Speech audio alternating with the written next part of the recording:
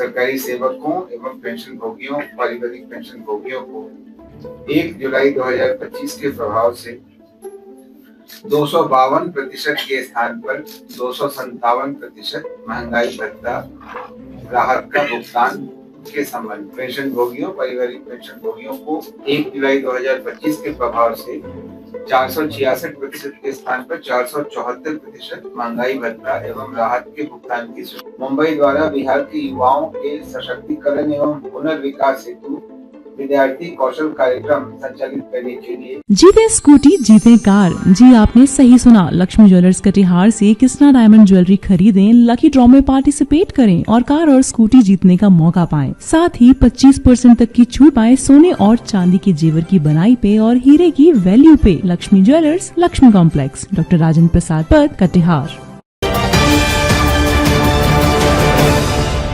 आयोजित इस press conference में आप सबका स्वागत है। अरविंद इधर आ जाओ।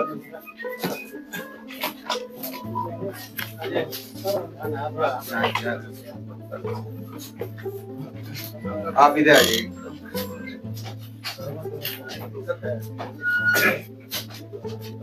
आज की बैठक में निम्न निर्णय लिए गए हैं।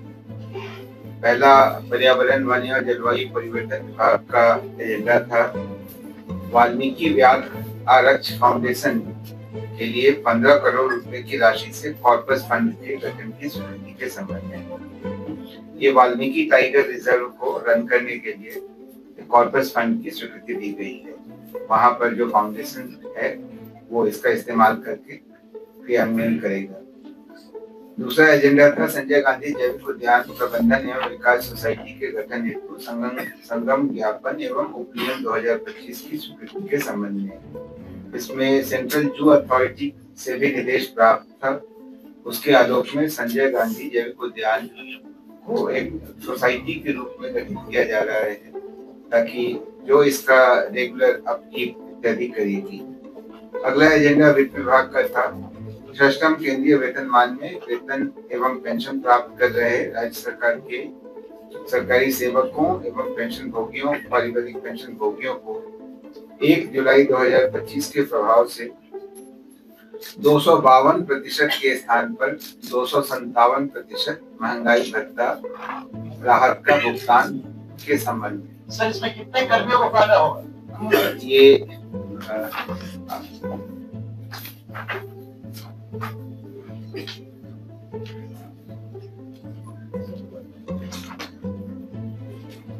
इसमें संलेख में संख्या तो नहीं दे रखी है, पर मैं वित्त विभाग से संपर्क कर आपको इसके बारे में सूचना अलग से उपलब्ध हम करा देंगे। इसी प्रकार से पंचम केंद्रीय वेतनमान में वेतन एवं पेंशन प्राप्त कर रहे राज्य सरकार के सरकारी सेवकों, पेंशन भोगियों, पारिवारिक पेंशन भोगियों को 1 जुलाई 2025 के प्रभाव से 466% के स्थान पर 474% महंगाई भत्ता एवं राहत के भुगतान की स्वीकृति दी गई।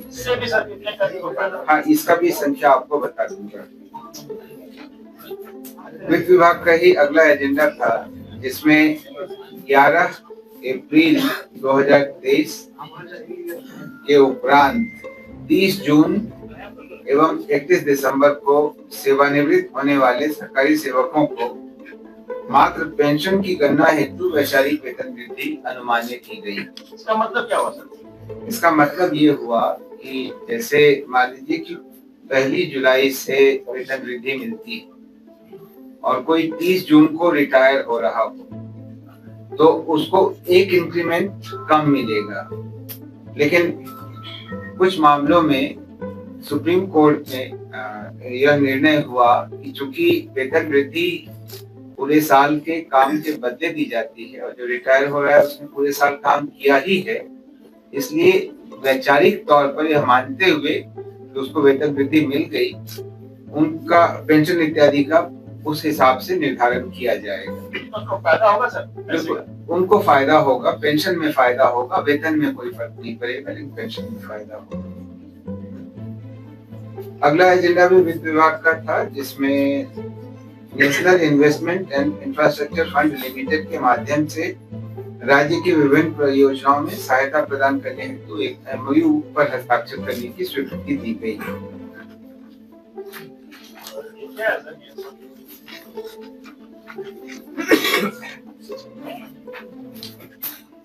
लिमिटेड सेंट्रल गवर्नमेंट का पीएसयू है जो अंतर्राष्ट्रीय और भारतीय निवेशकों के लिए इंफ्रास्ट्रक्चर निवेश फंड का प्रबंधन करती है।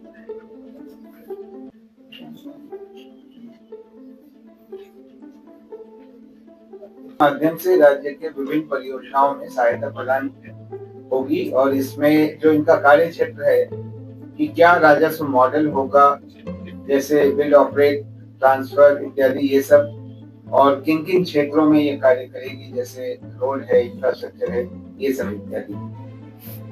अगला एजेंडा है national stock exchange of India limited Mumbai द्वारा बिहार के युवाओं के सशक्तिकरण एवं पुनर्विकास हेतु विद्यार्थी कौशल कार्यक्रम संचालित करने के लिए एमओयू साइन करने की स्वीकृति दी गई। अगला एजेंडा मद्य निषेध उत्पाद एवं निबंधन विभाग का है, जिसमें बिहार दस्तावेज लेखक अनुज्ञप्ति संशोधन नियमावली 2025 की स्वीकृति दी गई। पूर्व नियमावली में इसमें कई संशोधन किए गए हैं। समाज कल्याण विभाग का अगला एजेंडा है, जिसमें मुख्यमंत्री भिक्षावृत्ति निवारण योजना अंतर्गत बिहार भिक्षावृत्ति निवारण नियमावली में कुछ संशोधन किए गए। सुप्रीम कोर्ट का आदेश था कि सांसर्गिक, कोढ़ी एवं पागल इत्यादि जैसे शब्दों का प्रयोग न किया जाए, तो उनके बदले दूसरे शब्दों को प्रतिस्थापित किया गया। नगर विकास एवं आवास विभाग का अगला एजेंडा था, जिसमें नॉर्थ एवं साउथ विद्युत पावर डिस्ट्रीब्यूशन कंपनियों को विद्युत विपत्रों के भुगतान के लिए 400 करोड़ रुपए की सहायक अनुदान की स्वीकृति दी गई। अगला एजेंडा सामान्य प्रशासन विभाग का था, जिसके अंतर्गत श्री सुधीर कुमार जो बिहार प्रशासनिक सेवा के हैं, कोटि क्रमांक 478/2024, जो तत्कालीन जिला प्रबंधक थे राज्य खाद्य निगम रोहतास के, उनकी सेवा से बर्खास्तगी का निर्णय लिया गया। अगला एजेंडा है, आप लोगों ने बीच में पहले सुना होगा, सामान्य प्रशासन विभाग का अगला एजेंडा है ऑपरेशन सिंदूर के दौरान शहीद बीएसएफ सब इंस्पेक्टर स्वर्गीय मोहम्मद इम्तियाज के आश्रित पुत्र श्री मोहम्मद इमदाद रजा की अनुकंपा के आधार पर नियुक्ति की गई थी। माननीय मुख्यमंत्री महोदय ने जब वहां विजिट किया था तो उन्होंने परिवार से मिलते समय में इसकी घोषणा की थी। उसी नियुक्ति की घटनोत्तर स्वीकृति आज मंत्रिपरिषद द्वारा दी गई। अगला एजेंडा मंत्रिमंडल सचिवालय विभाग का है, जिसमें बिहार कार्यपालिका नियमावली में संशोधन करते हुए बिहार कार्यपालिका संशोधन नियमावली 2025 की स्वीकृति दी गई। 3 नए विभागों का गठन किया गया है। ये विभाग हैं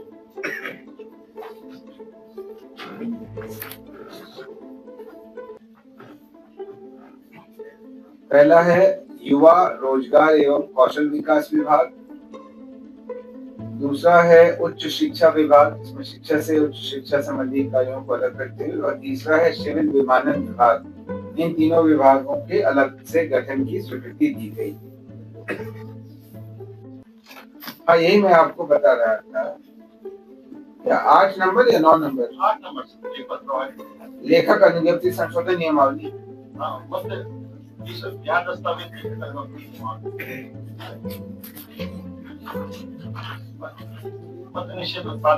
मैं बता देता हूँ। भूमि निबंधन से संबंधित दस्तावेज को तैयार करने के लिए बिहार दस्तावेज लेखक अनुज्ञप्ति नियमावली सबसे पहले 1968 में बनाई गई। इसको फिर बाद में 1996 में पुनः अधिसूचित किया गया कुछ परिवर्तन के साथ।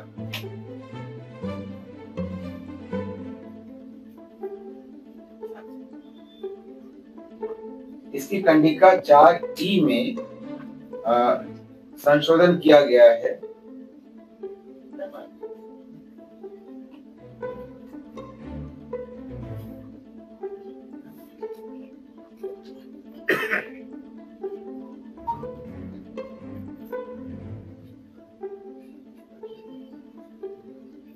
लेखक अनुज्ञप्ति नियमावली तो 1968 में ये था कि जब कृषि प्रभावित व्यक्तियों को अनुज्ञप्ति प्रदान नहीं की जाएगी। बाद में जब 96 में बना है, इसमें लेखक को अनुज्ञप्ति हेतु अयोग्य नहीं माना गया है, लेकिन 68 वाले का निरसन नहीं किया गया था, तो इसीलिए अभी उसका निरसन कर दिया गया। जो कुष्ठ प्रभावित व्यक्ति हैं उनको भी अनुज्ञप्ति दी जा सकती है, ये संशोधन किया गया। तमसोमा ज्योतिर्गमय गुरुकुल शिक्षा मंदिर संस्थान के साथ बनाए अपना भविष्य। रेगुलर और प्रोफेशनल कोर्सेज, सेकेंडरी और senior secondary courses, law, teachers training courses, pharmacy and nursing के साथ पैरामेडिकल में डायरेक्ट एडमिशन पाए। वेबसाइट विजिट करें या दिए गए नंबर पर कॉल करें। हमारा पता है गुरुकुल शिक्षा मंदिर संस्थान, कल्याण चौक, DS कॉलेज रोड, कटिहार। हमारा वीडियो अगर आपको अच्छा लगा हो तो आप हमारे वीडियो को लाइक करें, शेयर करें और हमारे चैनल को सब्सक्राइब जरूर करें।